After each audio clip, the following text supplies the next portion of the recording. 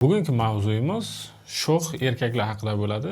Ya'ni himoyalanmagan jinsiy aloqa qilgandan so'ng o'zi nima qilish kerak? Qanaqa tartibda harakat qilinsa, iloji boricha kasallik tezroq aniqlanadi va u muammolar olib kelmaydi. Yoki vaqt o'tib ketgan bo'lsa ham nimalarga e'tibor berish kerak va nimalarni tekshirish kerak. Shu haqida to'liq ma'lumot berib o'taman.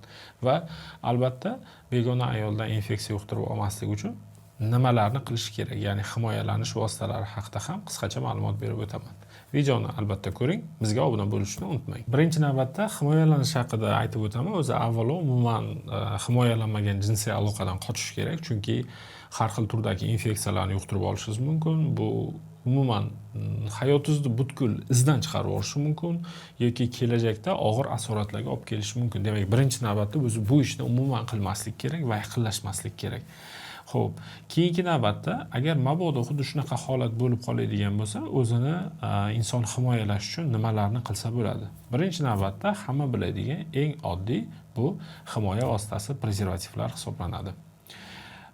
Albatta, prezervativlar razmeri to'g'ri tanlansa va sifatli prezervativdan ishlatiladigan bo'lsa, aloqa davomida yirtilib ketmasa va aloqadan so'ng yechilayotgan paytda to'g'ri yechiladigan bo'lsa, hech qanaqa infeksiyalar yuqmaydi. Ya'ni to'g'ridan to'g'ri siydik kanali orqali, teri orqali, lekin prezervativ taqib jinsiy aloqa qilganda ham turli xildagi zamburug' kasalliklari, agar ayol kishida virusli, kontagioz, mallyuz, gerpes kabi kasalliklar bo'lsa, bu kasalliklardan kasallanib qolish ehtimoli bor. Keyingi e'tibor beradigan narsamiz, ko'pchilik faqatgina prezervativlarni jinsiy aloqada ishlatish kerak deydi. Yo'q.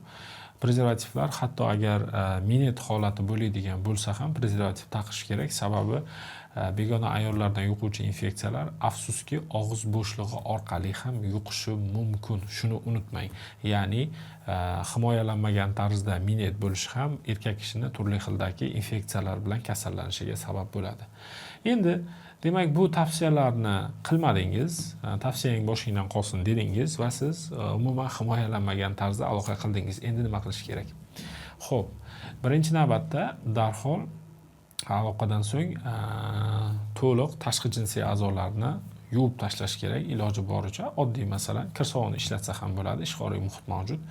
Bundan tashqari, siydik kanalini furatselilli eritma bilan yuvib yorib, chayib yorsa ham bo'ladi, ya'ni tashqi kanalini. Demak, agarda sizda himoyalanmagan aloqa bo'ldi va bir kun, 2 kun ichida yoki masalan 3 kundir, 4 kundir, 5 kundir hammada har xil tarzda namoyon bo'ladi, siyganingizda achishish bo'lyapti, qanaqadir suyuqlik kelyapti yoki jinsiy olat kanalida qichishish bo'lyapti yoki qovog'ida og'riqlar paydo bo'lib qoldi, misol uchun, demak bu bildiradiki, katta ehtimollik bilan yoki shamollash yoki infeksiya yuqtirib olgan bo'lishingiz mumkin. Bu vaqtda albatta darhol mutaxassisga murojaat qilish kerak.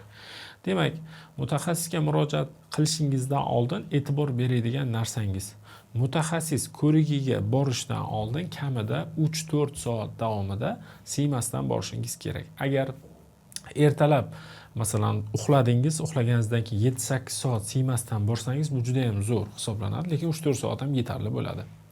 Va birinchi qilinadigan ish, siz bilan gaplashilib, siz bilan to'liq o'sha yechintirilib, tashqi siydik chiqadigan kanallar ko'rikdan o'tkaziladi va yana ayrim holatlarda bemorlar o'zidan ajralma kelayotganligini bilmasligi mumkin. Buni bilishning eng oddiy usuli, qora rangdagi agar ich kiyim kiyiladigan bo'lsa, doimiy ravishda ajralma kelish natijasida ich kiyimni ichkari taraf qaraladigan bo'lsa, unda turli xildagi dog'lar paydo bo'ladi, ya'ni oq, sariq, yashil, har xil dog'lar bo'ladi. Demak, bu ham doimiy ravishda ajralma kelyapti, demak infeksiya yuqqanning belgilaridan bittasi hisoblanadi. Ya'ni yuqoridagi aytib o'tgan belgilarimga qo'shimcha ravishda. Va siz siymasdan borasiz o'sha mutaxassis ko'rigiga. O'sha urolog vrachi misol uchun sizdan mazok tahlillari oladi, bundan tashqari PCR tahlillari oladi to'g'ridan to'g'ri va bu tahlillarning natijasiga asoslanib sizga yo'llanma beradi. Yo sizning kasalligingizni davolab beradi, agar yoki o'ta xavfli kasalliklar yuqtirilgan bo'lsa, demak bu to'g'ridan to'g'ri masalan boshqa mutaxassislarni ham bizga yordami kerak bo'lishi mumkin.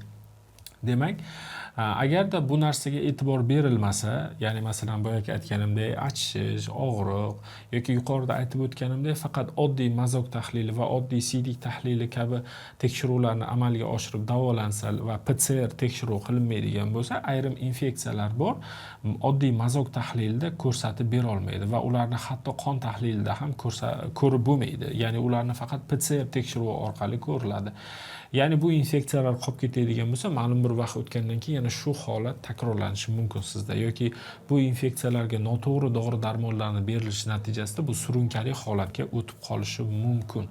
Demak, qisqacha qilib 3-4 soat kamida siymasdan tayyorlanib boriladi-da, PCR tahlili, mazok tahlili, undan tashqari CD tahlili topshiriladi va shu tahlillarda nima infeksiya yuqtirilganligiga qarab, ana undan keyin dori-darmon lecheniyasi masalan buyuriladi va bemorga tavsiya beriladi. Demak, bu endi asorat. Ayrim holatlarda tashqi terida ham zararlanishlar bo'lishi mumkin. Agar prezervativ bilan ham jinsiy aloqa qildingiz, lekin undan so'ng terida toshmalar paydo bo'la boshladi, qichisha boshladi yoki qanaqadir chegaralangan qizil toshmalar paydo bo'la boshladi. Bu narsa dalolat beradiki, siz katta ehtimollik bilan zamburug'li infeksiyalar yoki virusli infeksiyalarni yuqtirib olgan bo'lishingiz mumkin. Demak, bu infeksiyalarning turlari to'liq aniqlangandan so'ng davo choralari ko'riladi va muammo hal qilinadi. Endi o'ta xavfli infeksiyalardan hisoblanadigan VICH, bundan tashqari o'sha sifilis kasalliklari haqida qisqacha to'xtalib o'taman. Bu kasalliklar bilan urologlar shug'ullanmaydi. Agarda masalan tekshiruvda musbat chiqib qoladigan bo'lsa, afsuski VICH kasalligini to'liq davolab bo'lmaydi. Bunaqa bemor to'g'ridan-to'g'ri virusolog tavsiyasiga, ya'ni spidolog vrach ko'rigiga yuboriladi va u vrach ro'yxatga olib, o'ziga kerakli dori-darmonlarni berib davolanishni boshlanadi.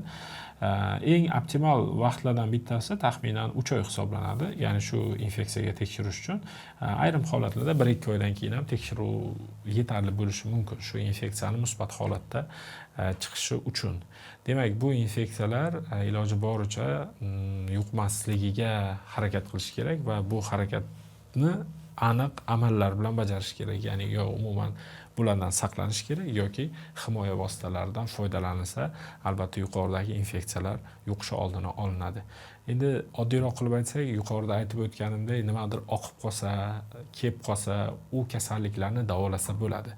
Lekin eng asosiysi o'sha yuqorida aytgandek, xalq tushunadigan spid va sifilis kabi kasalliklar agar yuqadigan bo'lsa, uni davolash ancha qiyin bo'ladi va u har safar qon topshirganingizda qondan musbat chiqaveradi.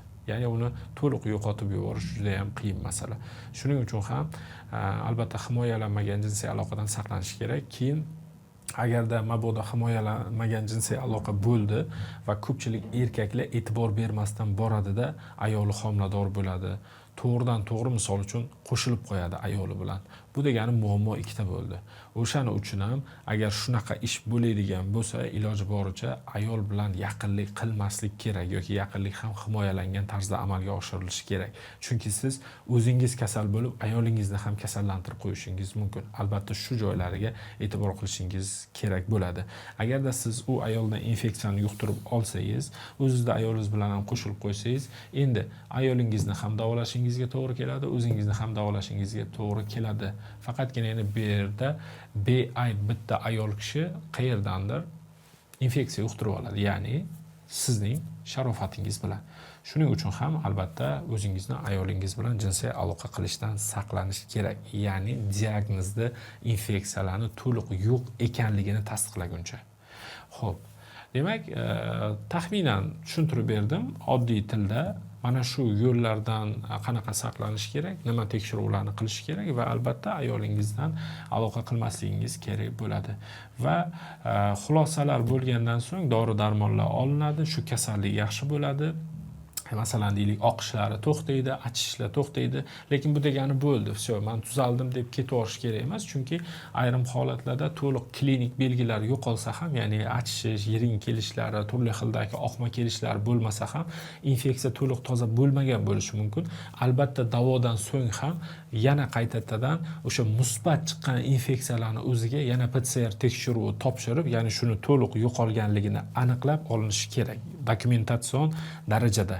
va bu sizni ko'nglingizni to'q qiladi va keyinchalik shu infeksiya qolib ketmadimi degan har xil shu noto'g'ri xayollardan sizni xalos qiladi.